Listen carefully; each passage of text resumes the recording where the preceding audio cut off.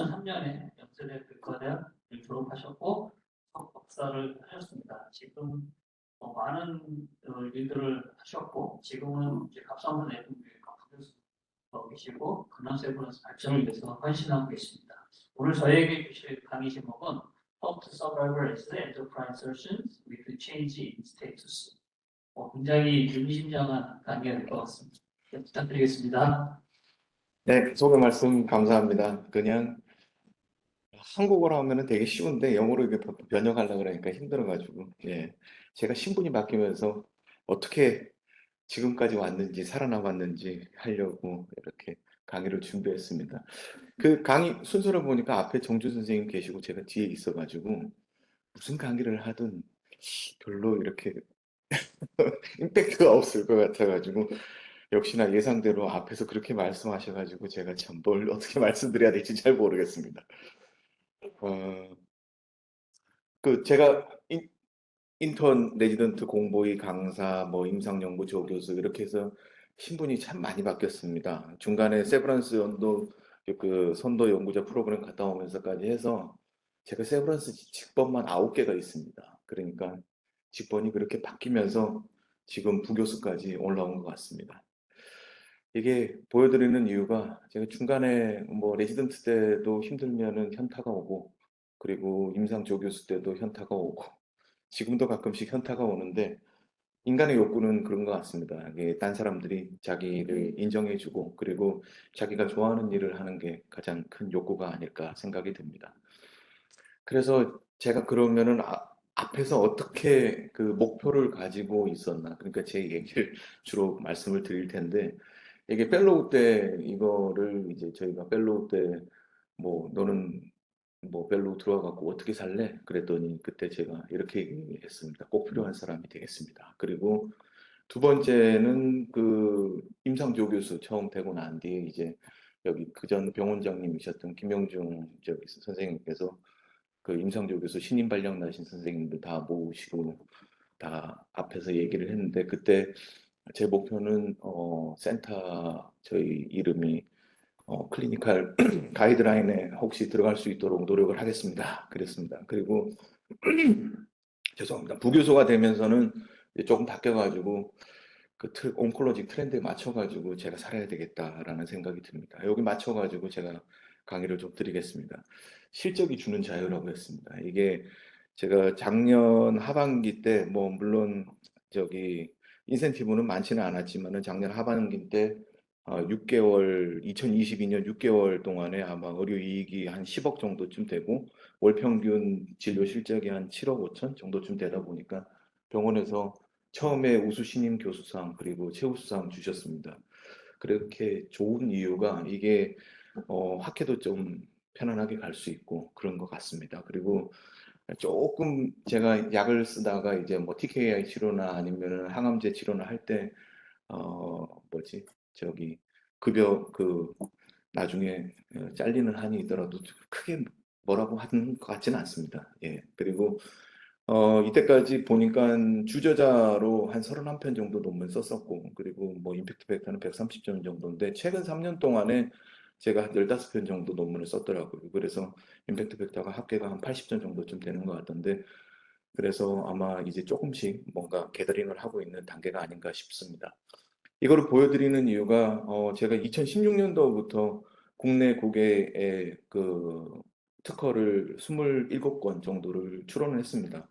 근데 여기서 제가 이게 이제 아무래도 대학 교수 뭐 이렇게 하다 보면 어 저희가 페이먼트 그러니까 샐러리에 문제가 생길 것 같은 생각이 자꾸 들어서 그렇다면은 대학 교수를 하면서 어떻게 돈을 벌 수 있는 방법이 뭐 있을까? 그 기술 이전이 참 좋은 방법일 것 같다라는 생각이 들어가지고 그런 생각을 많이 가지고 있는데 뭐 기술 이전은 많이 한 건 아닙니다. 근데 그중에서 제일 큰 기술 이전이 한 3억짜리 한 번 한 적이 있었는데 이게 제 지분이 3%밖에 안 돼 갖고요. 이게 한 3억 정도 하면 그 병원에서 한 1억 5천 떼가고 그 나머지가 이제 서로 나눠 가지고 그 나눠 가진 거에서 이게 기타 수익으로 잡히니까 한 40% 정도 또 이렇게 떼거든요, 세금을. 그래서 500만 원 정도가 입금이 됐었습니다. 이게 지분율이 3%라서 그랬는데 30%였으면 한 5천만 원 정도 입금되지 않았을까라는 생각이 듭니다.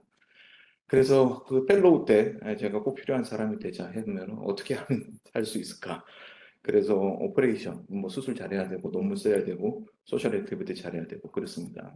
근데 제가 펠로우 때 상황이 이제 위에 두 분의 대가를 모시고 뭐 여기 다른 기관에서 저희한테 많이 그 공부하러 오고 그렇게 했었습니다. 그래서 저희 기관의 그 상황을 알고 있었죠. 뭐 위에 대가 분들이 계시면은 가장 좋은 게 트라이 앤 에러를 안 겪고 그냥 그대로 따라하고 그다음에 제가 좋은 방법만 모디피케이션 하면 되니까 그거는 참 좋았던 것 같습니다. 그래서 저희 그때 센터는 아마 수술은 많이 하고 있었죠. 그래서 갑상선 암 수술 중에서 컨벤셔널로 그냥 많이 하고 어드밴스 케이스를 많이 하고 로봇은 수술이 많지는 않았었습니다.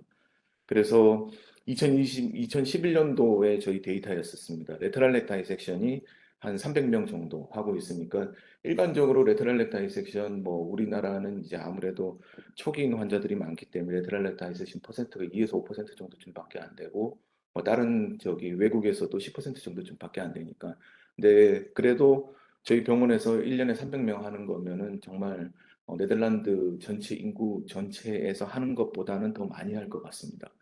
많이 하는 걸로 알고 있었습니다. 그때 그 데이터상으로 봤을 때. 그래서 여기서 뭔가 실마리가 있지 않을까. 그래서 실마리가 그러면은 저희 병원의 지금 상태가 이렇고 그 다음에 저런 거는 이제 다른 병원에서 케이스 모으기가 힘들 거고 그리고 거기서 나오는 주제도 아마 다른 주제가 될 것 같은 생각이 들어서 제가 처음에 논문을 썼던 게 이제 한 8번 정도쯤 떨어졌습니다. 논문을 워낙 못 썼던 것 같습니다. 그때 솔리타리 레테랄 렉 메타스타시스 해가지고 레테랄 렉의 단일 병변으로만 이게 매치가 있는 그 논문을 썼는데 요즘 인용되는 거는 이제 뭐 트랜스오랄의 레테랄 렉 다이섹션 하는데 언제 이렇게 할 수 있냐? 왜냐하면 트랜스오랄 때는 레벨 2에서 레테랄 렉 다이섹션 못하니까 3, 4에서 할 수 있는 경우나 아니면은 싱글로 할 수 있는 경우가 그 언제 있나 뭐 거기서 인용이 되는 것 같더라고요. 그리고 레테럴 렉 다이섹션에서 뭐 싱글 로드 매치가 있으면은 바이레테럴 로드 매치도 있을 수 있으니까 원 로그에 있을 때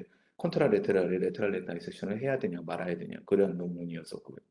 그리고 워낙 이제 레테럴 렉 매치인 어드밴스 케이스 환자가 많은데 프리 업에 뭐 바이옵시에서 진단이 안 됐는데 그걸 갖다가 어떻게 진단을 극복할 거냐 해가지고 프로틴 섹셔닝 한다. 뭐 그게 도움이 된다는 게 있었는데 프로틴 섹셔닝을 많이 하다 보니까 이게 캔서 포사이가 제대로 이 커팅이 안 되면은 매치가 발견이 안 되는 경우가 있거든요. 그래서 나중에 퍼머넌트 때 결과가 바뀌는 경우가 있는데 그러면 그 결과가 바뀌었을 때 과연 어떤가 거기에 대한 논문이었습니다.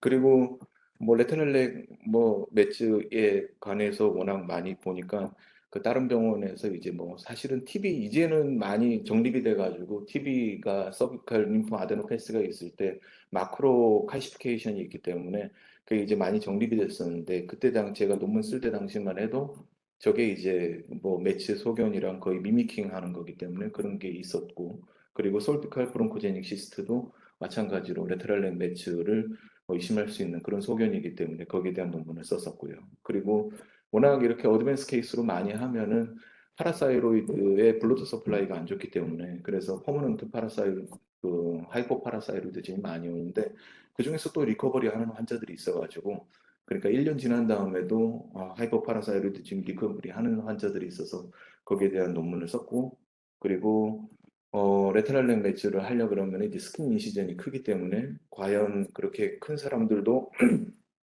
세스펙션에 차이가 있는지 없는지 거기에 대한 것을 사용을 했습니다. 그래서 그 펠로우 때는 저렇게 논문을 썼었고요. 그리고 클리니컬 어시스턴트 그러니까 임상조 교수가 와서는 가이드라인에 변화가 생길라 그러면은 어떻게 해야 되나라는 생각을 했었는데 근데 뭐 사실 그 전에 많은 그것들이 다 정립이 돼 있는 상황에서 뭐 특별히 바꿀 거는 없을 것 같더라고요. 그래서 2014년도에 갑상선 암에서 이제 사이로신 카이네이즈 이니비터를 사용을 하기 시작했습니다. 그리고 저희 병원이 뭐 연 팔로우 환자들이 적어도 4만 5천 명 이상 됐기 때문에 거기서 리프렉터리 사이로이드 캔서가 생기는 환자는 1% 보통 생각하면 450명 환자에서 쓸 약을 쓰는 경우가 보통 한 100명 정도쯤 되니까 그 환자들을 대상으로 하는 게 좋겠다라는 생각이 들었고, 그 다음부터 이제 넥사바가 처음에 보험이 되고, 그리고 카프렐사, 그 다음에 렌비마 이런 식으로 보험이 되면서 이 환자들을 대상으로 진행을 하려고 했었습니다.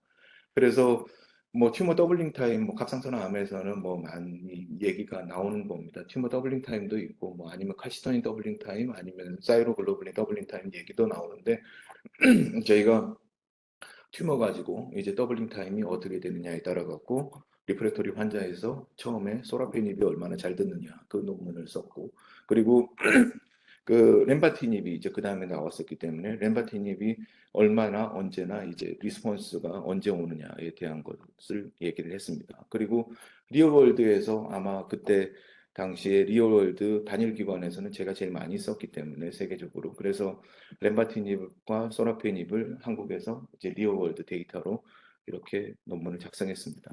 이렇게 하면서 보니까 그 전에 이제 제가 뭐 아나플라스틱 사이로이드 캔서 셀을 통해 가지고 기초 연구를 했었는데, 그때 이제 뭐 EMT 메디에이티드 관련해 가지고 했었고, 그렇게 하다 보니까 이게 이제 아무래도 소라페닌이 VEGFR 관련돼 가지고 있으니까 엔지오제네시스랑 메타볼리즘이랑 이게 혹시라도 같이 뭔가 같이 인히비션을 하는, 아니면은 그 패스웨이에서 뭔가 겹치는 부분이 있지 않을까라고 생각을 해가지고 중간에 기초 논문도 예, 사용을 했습니다. 기초 논문도 썼습니다. 그래서 그 처음에는 이제 소라페닌이 관련해서 했었고, 그 다음에 이제 렘바티닌 관련해서 했었고, 근데 두 개에서는 뭐 이렇게 접점을 찾지를 못하겠더라고요. 그래서 그냥 기초 논문으로만 끝났습니다.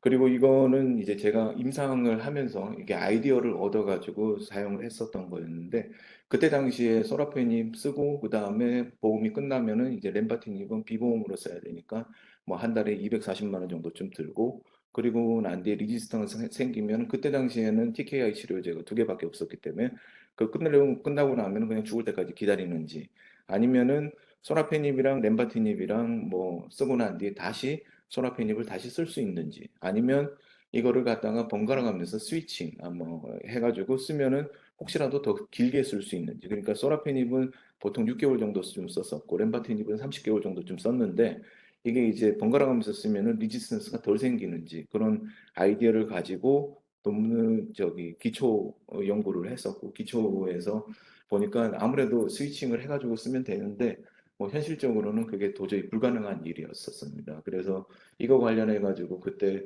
바이엘이랑 렘바티닙은 애자이니까 뭐 양쪽에 물어보니까 잘도 두 회사가 같이 하겠다 싶은 생각이 들더라고요. 그래서 그냥 포기했습니다.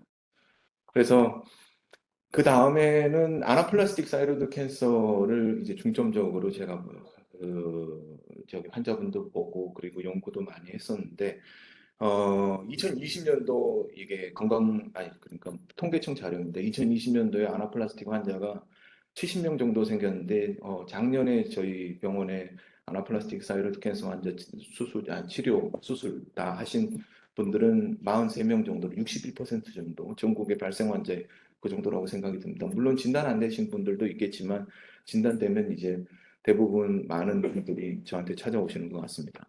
그래서 처음에는 뭐 H닥 이니비터로, 그러면 그게 얼마만큼 효과가 있는지에 대한 이건 박사학 건데 그렇게 사용을 했고, 그리고 그 클리니컬 쪽으로는 렘바티닙, 그리고 그 저희가 처음에는 파크리탁셀이랑 RT를 하고, 그리고 나중에 이제 렘바티닙까지 가는 이 프로토콜을 만드는데 1년 정도가 걸렸고, 그때 방사선 정량학과 선생님이랑 정량내과 선생님이랑 저랑 같이 해가지고 이런 프로토콜을 만들어서 지금은 이제 모디피케이션이 돼가지고, 그런데 아직까지 그 프로토콜대로 좀 진행을 하고 있는 게 있습니다. 그래서 저희가 보니까 뭐 멀티모달리티 트리트먼트를 통해서 롱텀 서바이벌이 이렇게 되는 환자들도 있고, 1년 이상 뭐 보통 아나플라스틱 사이로이드 캔서 진단받으면 치료 안 하면 3개월이면 돌아가시고, 뭐 치료해도 6개월이라고 하는데 1년 이상 생존하시는 분들이 이렇게 존재하고, 이런 거에 대한 발표도 했었습니다. 그리고 아나플라스틱 환자들이 보통 디스탄트 메타스타시스가 보통 그냥 사이로이드 캔서에서는 1% 미만이라고 하는데 아나플라스틱에서는 보통 한 40에서 60% 나오기 때문에 그 중에서 어떤 디스탄트 메타스타시스가 있느냐에 따라 가지고 그 서바이벌이 어떻게 되는지에 대한 발표도 했었고요. 이거는 이제 제 아픈 기억입니다. 뭐 이게 2016년도입니다. 뭐 지금은 조금 들어보셨을지도 모르겠는데 셀바스 AI라는 회사와 제가 2016년도에 머신러닝 해가지고 그 사이로이드 소노 모양만 봐갖고 캔서인지 아닌지 구분하는 거는 그냥 1차적인 거였었고 그리고 난 뒤에 그 소노 파인딩을 봐서 프로그노시스를 예측을 하려고 셀바스 AI랑 했었거든요. 그때 셀바스 AI는 사실 저기 상장회사, 코스닥 상장회사였습니다. 근데 그때 당시에는 뭐 시가총액이 얼마 되지도 않았었고, 저한테 이 연구를 같이 하면서 제안을 했었던 게 잘 되고, 이게 이제 특허가 나오기는 했었는데, 특허를 더 많이 이렇게 진행을 하고 그러면서 스톡 옵션을 저한테 2%를 주기로 했었거든요. 근데 안 했습니다. 그게 시간이 없어가지고. 왜냐하면 이거 아마 해보신 분들은 아실 겁니다. 이거 전부 다 노가다잖아요. 이거 전부 다 이 마킹 다 해야 되고. 지금이야 어떻게 되는지 모르겠지만 2016년도에는 이걸 일일이 마킹을 다 하고 있으니까 제가 밤새도록 진짜 천장 마킹하고 막 이렇게 했었거든요. 왜냐하면은 이걸 누구한테 시킬 수도 없고 그때 당시에는 2016년이니까 발령 나고 2년 지났는데 아주 레벨이 낮은데 누구를 시키겠습니까? 제가 이런 거 시키고 있으면은 그 시간에 수술이나 더 하지라고 얘기를 하셨을 거고. 이게 이제 논문은 나오기는 했는데, 보시다시피 시가총액이 4,896억이죠. 이야, 제가 스톡옵션 받았으면 지금 100억대 부자가 됐을 텐데. 그래서 그냥 끝났습니다. 끝나고, 그때 더 이상 연구 안 하고 그냥 스톡옵션 받지도 못하고 끝났습니다. 근데 이게 과연 그때 계속 이어졌다고 하더라도 이거를 제가 계속 할 수 있었을까라는 생각이 들고요. 왜냐하면 이거는 기술이 계속 발전되는 거거든요. 그리고 그 누구나 할 수 있는 거고 이런 거를 과연 할 수 있을까라는 생각이 듭니다. 그 저는 아니라고 보고요. 가성비가 아주 떨어지는 일이라고 보고 그때 당시에 제가 그만둔 가장 큰 이유 중에 하나는 저희가 그 특허를 발표하고 난 다음에 이제 논문화 작업을 하는데 그냥 3개월 정도쯤 지난 다음에 중국에서 10,000명 대상으로 그거 똑같은 논문을 이게 그냥 란셋에 실었더라고요. 그래서 그냥 쥐지치고 나왔습니다. 예. 그래서 세브란스 선도 연구자를 이제 가게 됩니다. 예, 세브란스 선도 연구자 때문에 제가 이제 직번이 또 바뀌고 뭐 그렇게 됐었는데 가서 이제 또 다른 이게 변화가 생깁니다. 이 왼쪽에 계신 분은 우리나라 성균관대학교 MBA, 성균관대학교 MBA 과정에서는 이제 1등으로 알고 있습니다. 전 세계에서는 52위 정도쯤 된다고 그러시고, 여기서 이제 창립, 프레지던트셨고, 그 얼마 전까지 계속 프레지던트셨고, 중간에 계신 분은 보스턴에서 만나신 분인데 여기가 아마 그 로펌이 아마 미국에서 한 4위 정도쯤 되는 로펌에 있는 로여입니다. 그냥 특허 관련해서 전문적으로 하는 로여이시고 이분은 UMS에 계신 분이시고 이 세 분을 뭐 어쩌다 보니까 만났습니다. 만나가지고 얘기 들었던 거는 경제학 관념에 대해서 얘기를 들었는데 뭐 지난번에도 한번 말씀을 드린 적이 있습니다. 이게 1984년도에 플로리다 날씨가 오렌지 가격을 결정하고 오렌지 가격에 따라 가지고 오렌지 주스 가격은 변동이 없기 때문에 오렌지 주스 회사는 플로리다 날씨 보고 오렌지를 성계약한다. 이런 거에 대한 논문이거든요. 그래서 결국 그때 항상 제가 다른 관점으로 얘기를 들었던 게 이제 돈의 흐름을 보라. 그래서 그분들이랑 같이 코업을 했던 게 이제 인베스트먼트가 predict the use of the drug 해가지고 앞으로 약이 인베스트먼트가 얼마만큼 어떻게 R&D가 어떻게 이루어지는가에 따라 갖고 약의 이제 블록버스터가 바뀔 것이다라고 얘기를 했습니다. 그래서 그런 거를 들었고 그 돈의 흐름이 결국 세계사죠. 예. 돈의 흐름이 모든 것을 좌우할 거라고 생각이 듭니다. 그래서 제가 온콜로직 트렌드가 이게 따라가는 게 중요하겠구나라는 생각을 많이 했었고 이거는 뭐 반드시 좀 이렇게 1년에 한 번씩 나오는 거니까요. 여기 계신 분들 꼭 보셨으면 좋겠습니다. 글로벌 온콜로지 트렌드 IQVIA 회사에서 나오는 거고, 그리고 이벨류에이트 회사에서 나오는 이제 예측 보통 5년 뒤에 약이 어떤 게 제일 많이 쓰이는가 이런 거를 발표하는 겁니다. 항상 리포트로 나오니까요. 관심을 가지고 보시면 트렌드에 대해서 좀 따라가실 수 있을 거라고 생각이 들고, 뭐 간단히 얘기하자면 뭐 키트루다. 예, 우리나라 1년 매출 합쳐한 것보다 나중에는 더 많이 사용을 될 겁니다. 그러니까 1년 매출이 뭐 우리나라 제약에서 22조가 작년에 넘었다 그러는데 키트로다 하나로 한 32조 정도쯤 되겠죠. 예. 이 발표를 이 슬라이드를 보여드리는 이유가 NCCN 가이드라인이 2023년도에 보시면은 뭐 아나플라스틱 캔서도 그렇고 리프랙터리 캔서에서도 그렇고 삐라프 뮤테이션이 있을 때 다브라페밀이랑 트라미테닙을 쓴다. 이게 NCCN 가이드라인은 나왔는데 그 전에 가이드라인에 실리려 그러면은 적어도 뭐 RCT 트라이얼 해가지고 200명 이상 환자들 대상으로 해가지고 했는데 여기서는 단순히 18명 가지고 저렇게 NCCN 가이드라인에 쓰이고 약이 이제 그렇게 임상적으로 쓰이는 걸로 지금 트렌드가 그렇게 변하고 있는 것 같습니다. 그 근거가 되는 논문이었었고요. 그 논문에 보시면은 여기서 지금 16명으로 되어 있죠. 16명. 16명 환자를 대상으로 했었는데, 뭐, 프로그노시스가 어떻고, 그게 나왔는데, 그거 관련해서 바로 NCCN 가이드라인에 실린다는 게 참 트렌드가 많이 변하는 것 같습니다. 그래서 짧게 말씀드리면 결국은 뭐 새로운 약들이 많이 쓰이고 그다음에 얼리 어플리케이션이 되고 그전에는 뭐 1차, 2차, 3차 쓰고 난 뒤에 신약 썼는데 이제 앞으로는 점점 그 신약을 빨리 쓸 것 같고요. 그리고 갑상선암 분야에서도 보면은 뭐 이때까지 10년 동안에 6개의 신약이 빨리 개발이 됐는데 그 6개의 신약 여기서 보시면은 파란 점들이 전부 다 NGS 스터디 관련해 가지고 이게 타겟티드 세라피 한 겁니다. 그리고 좀 더 진한 파란색들은 전부 다 인문 체크포인트 이니비터들입니다. 그래서 전체 약들이 89개가 새로운 신약들이 어플라이가 됐으면은 그 약들이 결국은 갑상선으로 올 거고 뭐 다른 분야에서도 뭐 이제 다 쓸 거로 생각이 듭니다. 뭐 잠깐 제가 봤었는데 뭐 콜란지오 셀룰라 카시노마에서도 뭐 렛퓨전 그다음에 그 TRK 퓨전일 때 약들 뭐 셀프카틴 쓰고 그다음에 트레이메틴 그 레트분 뭐 이런 거 쓰고 하는 거는 다 똑같더라고요, 갑상선암이랑. 그러니까 결국은 지인이 어떻게 되는가에 따라서 약이 달라질 건데 그것도 하나의 트렌드라고 생각이 듭니다. 그리고 뉴 콤비네이션을 사용을 할 거고 이뮨 체크포인트 이니비터를 쓸 거고 그리고 mRNA 백신, 캔서에서도 이제 뭐 코비드 19으로 발달된 mRNA 백신이 사용될 거라고 생각이 듭니다.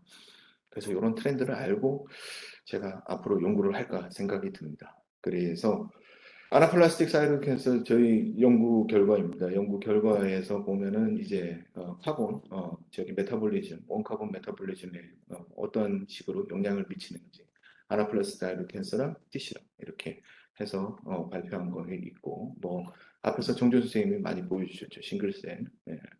그래서 저희가 싱글셀 지금 그 김낙균 선생님이랑 거의 지금 3년째 연구를 하고 있는데 그 뭐 한 10년 정도쯤 이렇게 하다 보면은 뭔가 길이 보이고 앞으로 이제 10년 정도쯤 계속 이거를 더 하다 보면은 뭔가 실마리를나 아니면은 뭔가 이게 가이드라인을 바꿀 수 있는 뭔가 나오지 않을까 생각이 드는데 저희가 찾은 거는 이제 그 한 10년 노력해 갖고 찾은 것 같습니다. 이제 CEBP 베타라고 인터페론 감마 패스웨이에 영향을 미치는 저희가 지인이었는데 앞으로 할 일은 이제 그거죠. 이게 보시면은 그뭐 PTC 프로그노시스, ATC 프로그노시스 이 중간에 딱 키로를 하는 그 지인이 CBP 베타라고 저희가 생각이 들고 뭐 이걸 찾기 위해 갖고는 뭐 다 아시다시피 그 앞에 뭐 여러 가지 스터디가 이루어졌겠죠. 이제 앞으로 스터디가 중요하겠죠. 이게 익스프레션이 어떻게 될 건지, 과연 환자에서도 이게 똑같이 나올 건지, 그 다음에 이거 관련해 가지고 블락킹 할 수 있는 뉴 컴파운드는 어떤 게 있을 건지, 뭐 뉴 컴파운드도 이제는 찾기가 쉬워졌거든요. 그래서 뭐 버추얼 스크리닝 통해 가지고 한 500개쯤 케미칼씩 나와 갖고 거기서 현존하지 않는 물질을 그리고 그 특허사에 물어보면 현존하지 않은 물질도 이게 바로 나옵니다. 그래서 그 물질을 가지고 인비트로 스터디를 해서 거기서 인비트로에서 만약에 효과가 있는 걸로 나온다. 그러면은 이제 인비버 스터디로 넘어가면 되고 그 다음에 나중에 뭐 결국은 임상으로 되든지 아니면 임상까지는 안 되겠죠. 뭐 라이센싱하고 해갖고 나중에 마일스톤만 받으면 되겠죠. 예, 그래서 일단 제가 한 10년 뒤까지는 아마 CEBP 베타로 계속 주구장창 우려먹을 생각입니다. 그래서 거기 그 랩이랑 한 지문 보시면 여기 그냥 제가 그 같이 왔다 갔다 한 이메일입니다. 거기서 이제 기초하시는 분들이랑 이게 뭐 참고를 하시라고 제가 보여드리는 건데 그냥 아주 레어하게 보여드리면 그 기초하시는 선생님들은 뭐가 중요한지 사실은 잘 모르시거든요. 그 다음에 과연 임상적인 데이터를 보고 그게 진짜 프로그노시스가 나쁜 건지 좋은 건지도 잘 모르시거든요. 그래서 제가 뭐 여기 보시면 뭐 생존 미만 1년 이상 생존한 사람, 1년 미만 생존한 사람, EBP 뭐 저기 발현 정도 차이 보자. 뭐 이렇게 한 건데 이게 1년 기준이 뭔지 모르죠. 뭐 단순하게 보면 5년이라고 생각을 하겠죠. 근데 ATC 환자는 1년 이상 생존이 20%밖에 안 되니까 그런 사람들 본다든지 뭐 PTC 환자 중에 뭐 N 스테이지는 같은데 디스턴트 매치가 있는 사람 없는 사람 본다든지 아니면은 그 앞에 저희가 싱글셀 어널리시스에서 보면 20세 미만 환자는 ATC 환자랑 조금 비슷한 경향을 보이더라고요. 그래서 영 페이션트랑 그다음에 보통 일반적인 평균 나이 45세 환자들이랑 다른 게 어떤 건지 그리고 싱글셀은 셀 여기 레벨에서 다 볼 수 있기 때문에 앞에서 아마 정준 선생님 말씀하셨던 것처럼 저희가 그 슬라이드에서 PTC랑 ATC랑 폴리랑 같이 공존하는 그런 거 환자에서 보면은 그것만 따로 모아가지고 저희가 분석할 수 있고 그렇게 될 거라고 생각이 듭니다. 그래서 이제 슬라이드 몇 장 안 남았는데 관점의 차이가 결국 모든 걸 바꾸는 것 같고요. 뭐 똑같은 걸 봐도 사람마다 보는 게 다를 수 있고 이거는 그겁니다. 뭐 잘 아시는 만시간의 법칙이 나왔던 그 논문입니다. 그 논문이 한 14,000개 정도쯤 인용이 됐었던 논문인데 이 논문에서 얘기하는 게 그냥 뭐 타고난 것도 있지만은 똑같이 비슷한 사람 정도가 있는데 한 10,000시간 정도쯤 했더니 엑스퍼트가 되더라.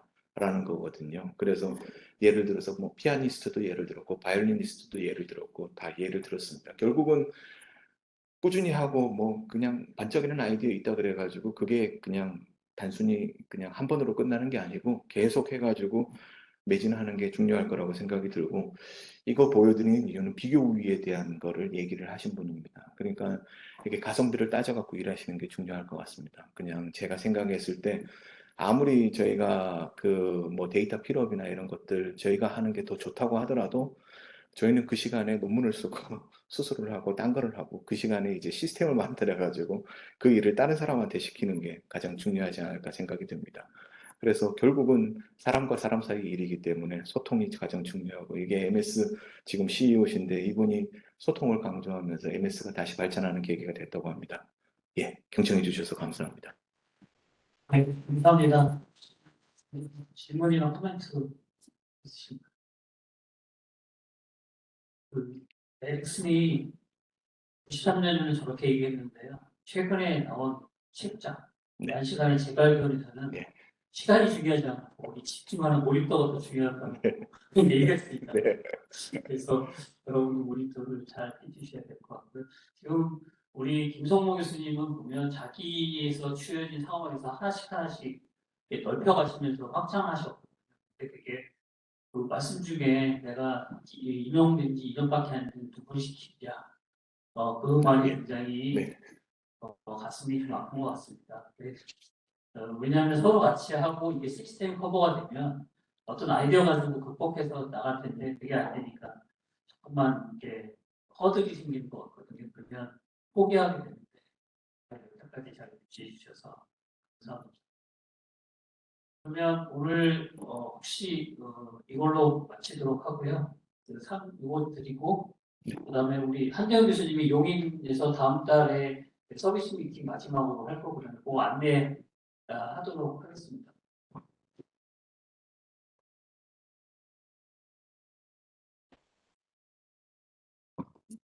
Letter of appreciation presented to Songmo Kim. We gratefully express our sincere appreciation for distinguished lecture on how to survive as an endocrine surgeon with a change in status at surgical grand round on November 11th, 2023, Kyung-Sik Kim.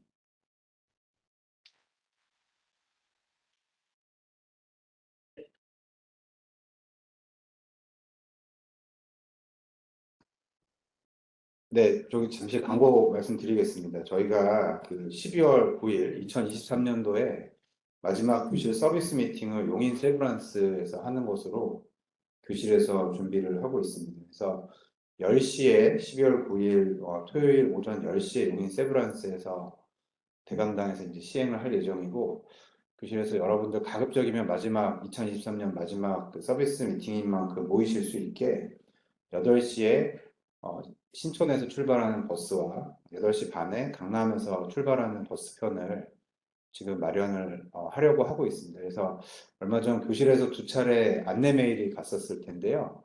구글 폼으로 어디에서 출발하실 건지 혹은 자차로 출발하실 건지에 대한 내용을 꼭 한번 다시 메일 확인하셔서 체크해 주시고 다음 주 중에 한 번 더 전체 메일을 드리겠습니다. 그래서 출발하는 상황을 여기 계시는 모든 분 그리고 온라인 접속하시는 전공의를 포함해서 모든 분이 좀 체크해서 꼭 참석해 주시길 바라고요.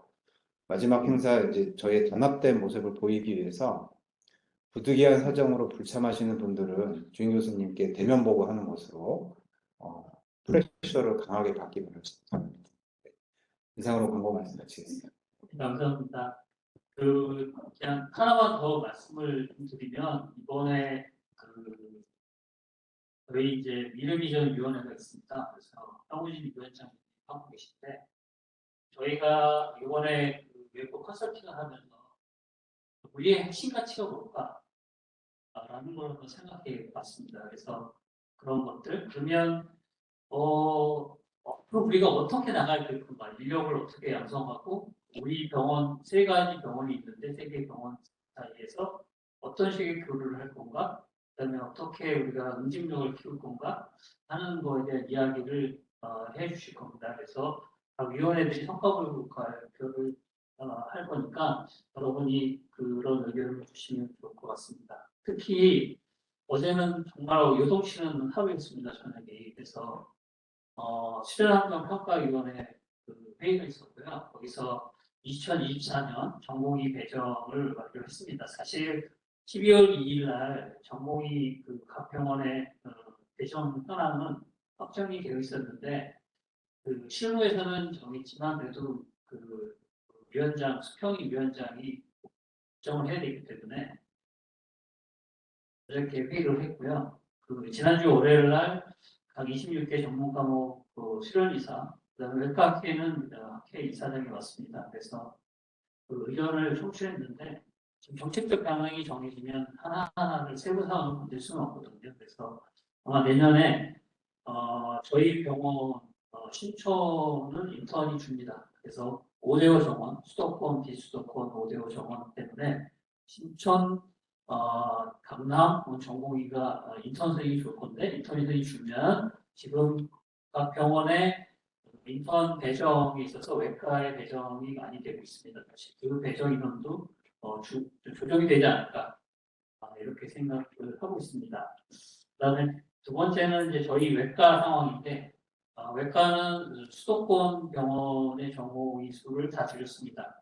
거기다가 저희 외과가 충원을 못하고 있기 때문에 176명이 저희 외과 전공인데 정원 감축을 했습니다. 10% 정원 감축했거든요. 그래서 학계에서 자발적으로 수용해 주셔가지고 17명을 줄였고 줄인 상태에서 배정을 좀 했습니다. 그래서 수도권에 있는 대학은 하나씩 다 줄였고요. 특히 이제 B5, 소위 말하는 B5는 2명씩 줄였습니다. 그래서 그런 과정에서 좀 이렇게 몇 가지 연필을 해서 좀 재조정이 됐는데 그거에 대한 거는 아마 월요일 날 수련부를 통해서 아마 과장님들한테, 주부장님들한테 배정이 될 것 같습니다. 그래서 내년에 저희 정원 티오는 준다라는 거를 조금 이해해 주시면 되고 정확한 숫자에 대해서는 제가 월요일 날 발표가 되면 다시 한번 항의를 하도록 하겠습니다. 그다음에 또 하나 가장 또 유독친 게 하나가 있었는데 저한테 갑자기 긴급 의과대학장 협의회가 있는데 거기 긴급 회의를 했습니다. 아마 보신 분도 계실 것 같은데 어제 연합뉴스에서 10시 반에 10시 반에 의과대학 정원 2,000명 확대한다고 발표를 해버렸거든요. 시도가 발표하겠다고 다음 주에. 근데 의과대학 정원은 복지부가 하는 게 아니라 원래는 교육부에서 합니다. 그래서 교육부 장관이 커밋하는 건데 교육부 장관이 잘 모르니까 복지부 장관이 위탁했던 사업이었거든요. 사실 그래서 근데 이제 복지부가 키를 갖고 있기 때문에 그렇게 발표를 했는데 그걸로 인해서 각 대학이 어떻게 배정할 건가. 그 다음에 지금 복지부의 기본 방향은 수도권에 있는 의과대학 정원이 한 800명 정도 됩니다. 사실 그래가지고 지금 3,085명이 있는데 의과대학 수의 의과대학 정원에 비해서 같은 매칭을 전공 매칭을 매칭하겠다는 겁니다. 왜냐면 향후 앞으로 이제 5대5는 확정이 될 것 같고 지원이 되게 되면 그쪽 병원들에 대해서 전공이 이기 때문에 아마 밑에 그러니까 비수도권에서 수도권으로 이동하는 전공의는 다 맞겠다는 게 이제 복지부 입장이기 때문에 향후 조정은 되겠지만 향후 조정이 되겠지만 이제 그런 이야기들이 있었다라는 걸 여러분이 좀 아셔야 될 것 같습니다. 그래서 아까 이제 여러 개를 우리는 보면 연구하고 막 이렇게 하고 세상을 보다 보니까 그런 것들을 놓치는 경우들이 많이 있거든요.